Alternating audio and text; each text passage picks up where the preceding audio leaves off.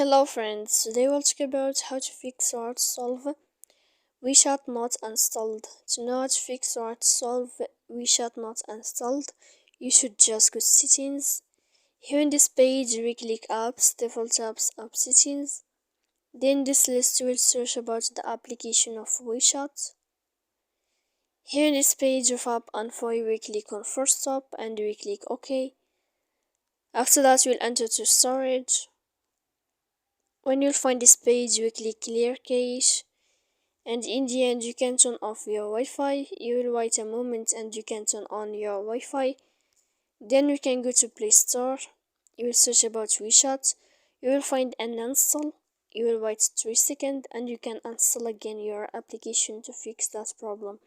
So please don't forget to support us by like and subscribe. See you next time in another video.